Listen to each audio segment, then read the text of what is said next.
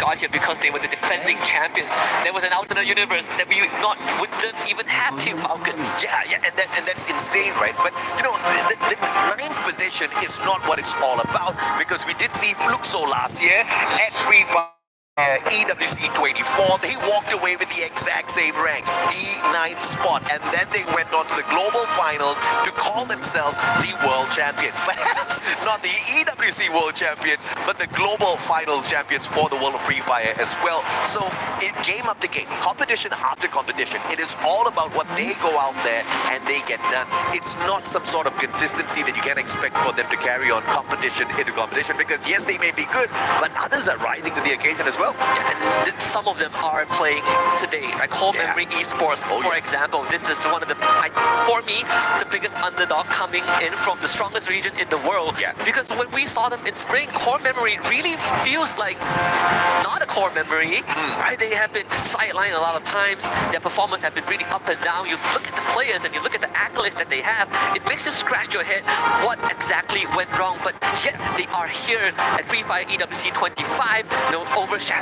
Team Falcons, and it makes you wonder if they can take it further, or was that just a lucky stroke? Yeah, absolutely, man. And of course, we do see the fact that Falcons actually pulled away limit from their core, but what they got off of that trade was Cougar, right? Cougar has got that EWC experience. He was in participation. He is actually the world champ in Core Memory, so he carries on some vital memory from last year into this squad. Yes, they're most definitely the underdogs. They were ranked 8th from FMWSC. I don't think that is going to be just how they perform in here today. It's a whole new sheet. It is how they balance the stress out there on that stage. That magnificent stage, by the way. I have not seen a stage that beautiful my whole life, Husky. When they told us they upgraded it, I didn't know what to expect, but this has completely blown all my expectations out the water. Though I would say, for anyone who got overexcited, I think we need to put this caveat out there, right? Cougar, yes, EWC 24 champion, but as a sub. We have to put it out there, because we have to manage the expectation that sure, he's a world champion, you know, but he didn't play on that stage at that point, right? He wasn't the one that brought it home for the Falcons Nest. I'm not discrediting his efforts, but I think it's a very different perspective when you're watching on the sidelines compared to actually being on that stage and playing against, you know, 17 other best teams from around the world. That's how insane Falcons were last year, because this guy was a monster for sure in FMWSC out of Thailand. He didn't even need to participate, but I understand exactly where you're coming from. Let's see exactly how they get the job done out there. Core Memory Esports XKOG. That's how they are branded this time round. We want to see more from them. But Alpha 34, let's talk about the Brazilian squad a little bit as well. All new squad, aggressive flair, the underdogs out of Brazil. But I think Raja thinks that they're going to be faring pretty well this time round, and I think she has got her mind in the right place. I agree, right? Alpha 34, they finished 3rd. The only team that came behind them was Pain Gaming, and there was a substantial point gap when they qualified. So this underdog team, sure, that's going to be the title for now. But I think in an ever-growing landscape of the Brazilian League, if you can qualify for an international event off of the local tournament, that itself is a statement. Now, we want to see if Alpha 34 can continue to push that envelope, right? Can you start making a statement? Because locally, you can be the strongest, but what really matters the most is if when you clash with the rest of the world, are you still that fearful team? We've got the returning Tigers as well. Hotshot Esports from Pakistan, the finest squad out of the scene. In 2024 EWC, they managed to walk away with the 15th spot. Nothing much to scream about, but it is all about how you come back season after season, time and time again, a little bit better than you were the previous time. I'm expecting a lot from this Pakistani squad. Me too, and I think we have to really give them their flowers, because Hotshot Esports roster has been together for as long as you can remember, right? Till as old as time, from a region that has been struggling on the international stage for so many seasons. The fact that they're still willing to stick together for another year, and then another year after that is very, very commendable. Do I expect them to go far? I sure hope so, but once more, this is the proving ground. They gotta earn that spot, and if they can finish 15 last year, this year the bar is gonna be set slightly higher. Virtus Pro as well, you see them on the screen, veteran experience. The players have got a little bit of experience from Free Fire at EWC 24, and the returning trio. You've got Diamond, Nameless, Exposi, along with a couple of new faces on on the squad as well, mainly Fubarak and Boonjame on the sub. But of course, we have got a video from the Falcons nest awaiting you guys as well as we gear up Bermuda. Enjoy. We'll be back with you in a sec. We are live here at Esports World Cup 2025 Boulevard, and as you guys can see, we are at a very special place. What a vibrant vibe, isn't it? At Falcon Nest, and it is the headquarters of Team Falcons. So into our main course today. This is a very vibrant place, a very special place to who those love gaming, esports, and here is a showcase that all of the achievement and of course the academic belongs to Team Falcons. So today, let's catch up with me some little information about this thing, shall we? Last year on home soil, Team Falcons completed in 18 of the 22 esports at EWC 2024, demonstrating impressive level of play across a variety of games. Their performance was highlighted by the first place finishes in the Esports World Cup Free Fire, my beloved game, and Esports World Cup Call of Duty Warzone. They also secured the second place finishes in the Mobile Legends Bang Bang, the Mid-Season Cup 2024 Esports World Cup, Esports World Cup Impact Legends, Esports World Cup featuring Rocket League, and Esports World Cup Tekken 8. The organization stellar results here in Riyadh were more than enough to secure them the first place to finish in the EWC 2024 Club Championship points.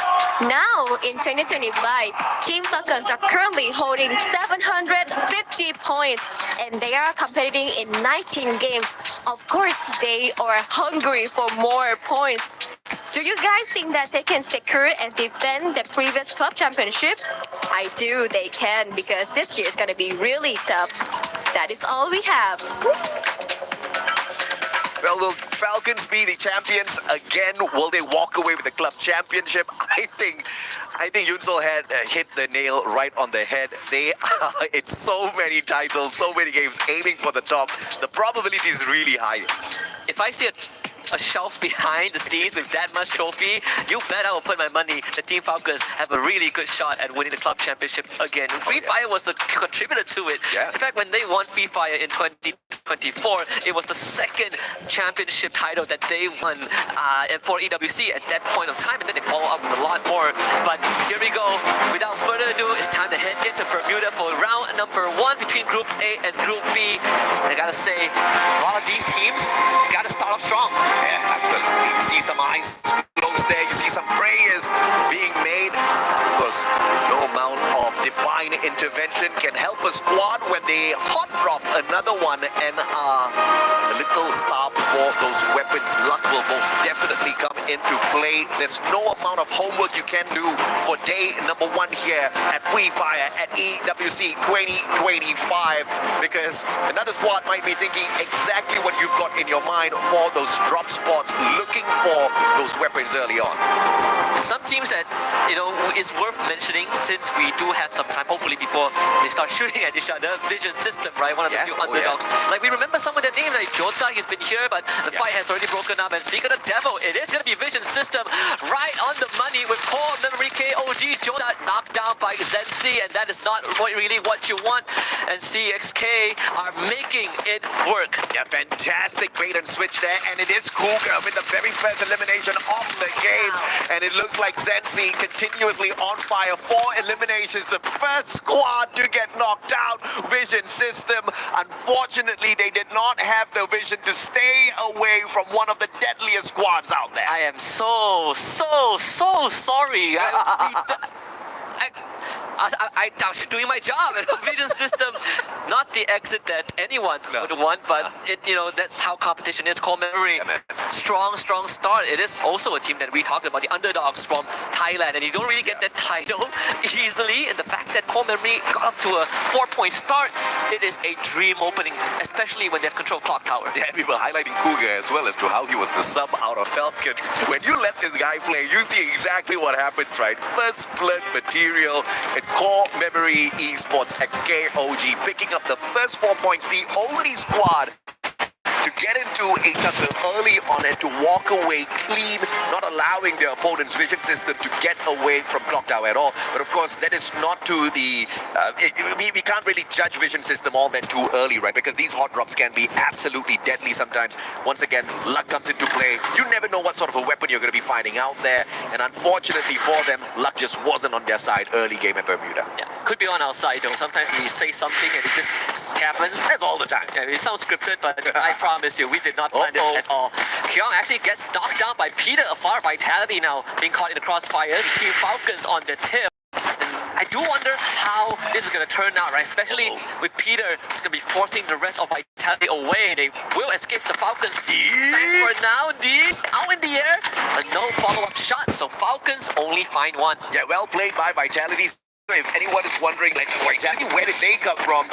If you know a squad that used to be known as the Falcon Hunters, Bigatron Esports, they are the brand that was acquired. Vitality, they have got what it takes to really wreck some of the hopes of these other squads out there. But early game, being caught in a tussles, not faring them all that too well. Thankfully, they had the jump pad in hand, managing to quickly reposition.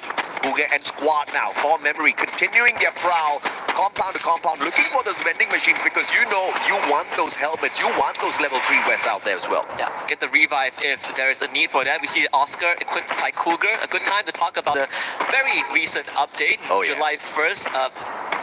Bye-bye Tatsuya. Good riddance. To a certain degree, I know the whole world hated Tatsuya. Well, not the whole world, but most people didn't like how the direction that Tatsuya is heading towards. We get Oscar back. We get some decent buffs, you know. Skylar, Homer, Cassie got buff.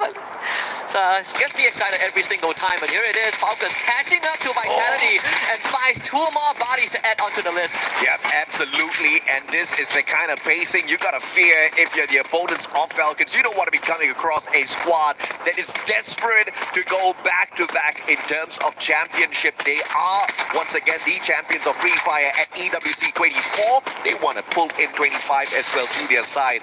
And obviously, Club Championship is waiting for the brand. Koja flies away. Peter has got the right gun and knocks him out of the air, putting Vitality down onto the ground. One final survivor quest. Oh, that was the last guy. Goes out as well. Bye-bye, Vitality. Too early. Really, really too early. So far, the points have been skewed towards 2 Thai tiers, Core Memory and Team Falcons. We saw the earlier video talking that On Fire is the only quote-unquote survivor from last year, but we also saw Peter, right? It's time to do Peter justice because he also won with the team. It's good to see that Peter analyst and, you know, one more. A couple of rhythms right towards Alpha 34 and Liz has no chance. Yeah, not even the time turn. I could say of this guy, Liz.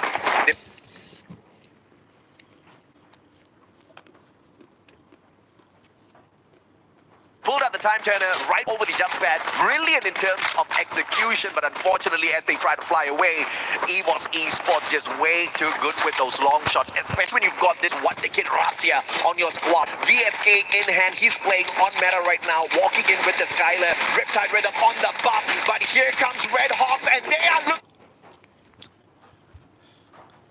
for the birds in the sky. Falcons dropping Kororo. The rest of their players a little bit too far away for the hunt.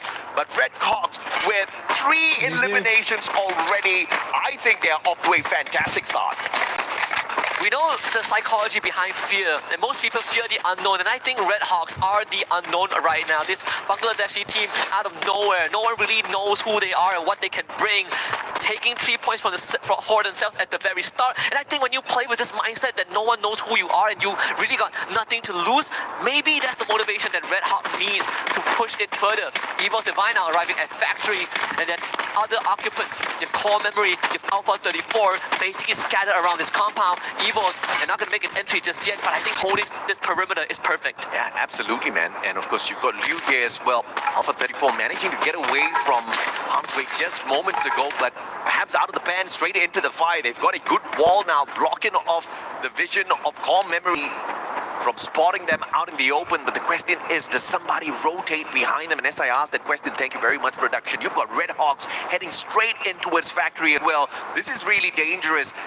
Alpha, they need to quickly reposition if they want to live another circle. Question is, where is this next circle going to bring us, though, Husky?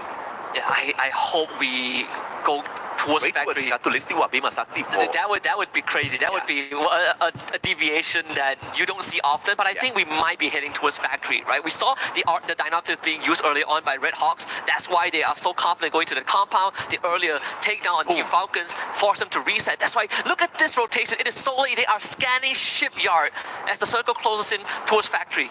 And Falcons just playing the game of revival outside the circle. Now, this zone is not going to hurt you all that too much for the time being. They're looking for those coin machines. They're looking for the extra cash in their pockets to get those upgrades before getting involved in yet another tussle. And obviously, with all of these coins, purchasing a jump pad, going in for the very quick reposition is not going to be too difficult at all for Falcons. The veterans playing this really smart. Absolutely. Even in the bigger scale of things, there's a couple of teams that like to play slow, right? Yeah. We heard earlier on when Carol was doing the team introduction, she said the boogeyman of the final circle, Fluxo. We see them on the map right now. They're coming in from the southern side towards Mars Electric. They're going to run into Red Hawks if they continue that trajectory. But Red Hawks also understand that they cannot hang around Mars Electric for too long, so they are going to make that rotation towards the western side. A fantastic read of the circle by both Red Hawks and Fluxo. And Red Hawks trying to flank around towards the southern side as well. Spotting out Team Fluxo makes the right decision to back away, because out in the open, it's not like they can't take a fight, but you're going to be using a lot of your resources, losing a lot of your glue walls, medkits, just absorbing those shots. That's not a fight you want to take. Very smart play from the Bangladeshi squad. Now, we even see them use another Dinoculus to scan out the same area that they came from. And Core Memory, they just got spotted out. Shots were fired, and this could cascade into a full-blown fight between at least 5 different squads at Factory. AGAL, one of the returning squads as well. Hailing from Thailand, we want to see more from them. And obviously, the bigger question is whether or not Dew is going to be in his top performance today, because we've seen time and time again, whenever Dew is not hitting those long shots, you just don't see AGAL walking away with a lot of points. One of the few players that has experienced the lowest of point in his career, right? The biggest heartbreak, and still stuck around. Through thick or thin, he came close to a world championship title, 2-3 years ago, and then he never got the same achievement after that. Look at that. Something so rare, man. The portal goal being used after so many seasons. That is an expensive investment, but it did put Core Memory in a decent position. Yeah. But I do feel if this circle closes down to the southern side, Core Memory are going to have to jump. I think this is a brilliant play from Core Memory, using the portal go to get on top of the silo. They've got that bird's eye vision. They've got the long-range weapons in their hands as well. You've got the Woodpecker on their side. You've got the AC-80 that is spotted out as well. I will not be surprised if one of them got to their airdrop to pull out an AWM. But we have to catch up with them in a little bit. AGAL, as they rotate around, the bigger question is, will they be able to find the players of hot shots before they find them? Because this next circle is going to be really important, and quite a number of teams are betting on the fact that it's going to be at Factory, and that is where we go. So AGAL is most definitely going to be pulled straight towards Team Hot Shots, and this is just not good for business. Fluxo on the way into that circle as well. There's a potential 3-way outside the circle, because neither one of these 3 squads can sneak in towards the next zone detected. This is such a Fluxo thing to do, right? Playing it slow. We know that they like Mars Electric. Hurts their birds for now. In gaming, a team that we haven't highlighted all that too much just yet. Qualifying in here from the 4th spot out of Brazil. Built for the big stage for sure, despite being overshadowed by Fluxo pretty much all the time. This is a squad that has got a consistency built into them. We want to see a little bit out of that as well. Recent top 6 in the global finish as well. So this is a team that brings in a lot of promise to the ZWC stage. You see the airdrop collected by Team Falcon, so they were able to finally take their time and get ready for the end game, right? That's a big play there. It's incredible. The fact that they were able to really read the situation right, understanding that most teams are going to head for the circle, and Fluxo likes to play south side. Yeah. Falcons got the entire entire North Arsenal to themselves, and now they are ready to begin a potential siege into Factory. But I think the smarter way is to wait for Alpha 34 or Evil's Divine to start an engagement. Yeah, and you know we are on standby for some pandemonium. 12 minutes in, 10 squads still alive and kicking. Each and every single squad stacked with players. 40 players out there on the battlefield right now. And this circle is going to get a tad bit too tight in a couple of seconds. This does not look good for some of them who are outside of Factory, baby. And I can't believe AGAL ran into Fluxo. MT7 needs to go, but at least they found Horace Dew with the backup of the rest of his team, and the play zone knocking down MT7.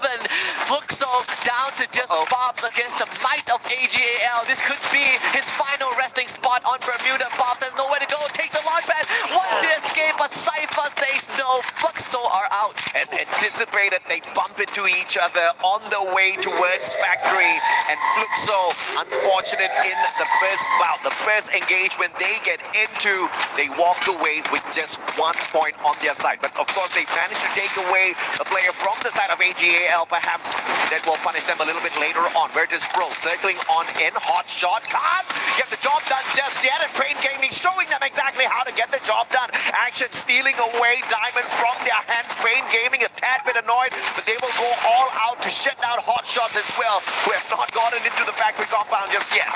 Virtus Pro, a desperate move to beeline into Factory, did not pay off at all. Completely sandwiched by 2 different squads. And because of that hot shot, they now get some room to breathe. They have ended up alerting Pain Gaming of their position, but it is still a far gap to close. We see even on the kill feed, Red Hawks, they are starting to make their presence known. Okay, X-Bozzy now needs to start to move. He's got the VSK in hand. Good rate of fire off of that sniper. But the question is, if you bump into too many players, what can you do? Red Hawks took out AGAL. That is impressive. Very. And here comes the siege. Next on the list going to be Evil's Divine. Not an easy one, but Flicker, you see the smile on his face. They're feeling really confident about this. Yeah, man, this is not the kind of zone you want to be flirting with. And Red Hawks circling on in. And this time it's going to be up against EVOS Esports. But Nate from afar. Rasya wants a piece of this, and he finds Scooters. Coach Hill with the God Nate. Ray with the M590 looking for one for himself as well. They won't find the glue walls first. And quickly repositioning. Smart play out of the Indonesians. Flicker, the final one standing here for the side of Red Hawks. Impressive, just perfect frag from Kochu to set the team up for success. Red Hawks runs in game 1 ends right here. Virtus Pro also out of the equation. And now we're down to just 6 teams. Evil's Divine now having to come into Factory for the perimeter. They gotta deal with Falcons. Yeah, as expected, back-to-back eliminations here, just way too crowded. But surprisingly, the action hasn't gotten out of hand just yet. And look at Falcons, man, from being close to wiped out, they're now one of the top 6 squads for victory here. Peter and squad, they've got the loot needed, they've got the weapons needed as well to find dominance in this final circle. See exactly how they circle around, as Core Memory Esports needs to now get out of this Factory. That silo play early on is paying off. They get such a good position to work with, eliminating Hotshot Esports in the process. And we see now the battlefield is starting to light up. Team Falcons making their presence known, taking out the members of Pain Gaming and Alpha 34. The Brazilians completely vanquished. Yeah, 6 eliminations, make that 8 now for the side of Falcons. Score Memory Esports circles around, looking for a victim. They will find nothing except an empty part of this circle. Great position to hold on to. Falcons up against EVOS on the other hand. From the wall, those MGL shots are going to find the connection, but for the time being, there's a little bit of a peace treaty between the two. Core Memory is just going to let this play out on the northern side. There's nothing that they need to worry about except for a moving circle, which they will start to lean into. But for EVOS Divine, making it past this wall is going to be a mountainous task with Falcons guarding it. Fantastic as the circle now looking for the reposition. 3 squads left in here, all from Southeast Asia, 2 from Thailand, 1 from Indonesia. Who walks away with the very first booyah of the day? Kororo has got the weapon of doom, the M79, grenade launcher in hand, trying to lob those nades over the wall. And immediately as the Indonesians hear that, they back away from that wall, wanting nothing to do with his weapon. But the question is, can they play this circle without putting themselves in danger? The first team to rotate around usually is the first team to get punished. And the Riptide Raider breaking down the defenses of Core Memory. Ray wants a piece of this. Rosa in hand. Cougar just not the right weapon for us, CPC, and runs straight in with the Oscar. The Valiant Dash drops the players, and it is EVOS that crushes core memory. A valiant dash in vain. And Evo's Divine now stands toe-to-toe with Team Falcons. We've seen this play out last year in the final round of the Grand Finals. Deja vu for both teams, but both teams with a new face overall. And now Evo's Divine, they sort of know where Falcons are coming from. Rasia is going to be the key. First time the Valiant Dash making its appearance here at EWC, and it's such a solid play as well from the side of EVOS. On fire, has got the weapon of doom, M590 in hand, aim gone, looking for one, but all he finds is the Falcon shield, finds the back of a player from the side of Falcons. Peter hanging on for his dear life alongside On Fire, and Falcons from champions of the previous year, EWC 24, to champions of Bermuda as we open up Free Fire at EWC 25. Just like what most people would expect, Team Falcons once more rings in the first ever opening win, setting another benchmark for the Free Fire EWC 25. But I gotta say, this final circle brings back so many core memories from last year. Evo's Divine once more came close, but the kryptonite have always been the Falcons. Your number 1 and number 2 squads from EWC 24 appearing in the final circle of the very first opener match. Dude, it seems like we scripted this. It cannot get any better than this, Husky. There's no way that we could write a script that is as good as this. But it really sets the precedence for the rest of the team. And even when we look at some of the competitors that were knocked out early on, I gotta say, teams like Red Hawks also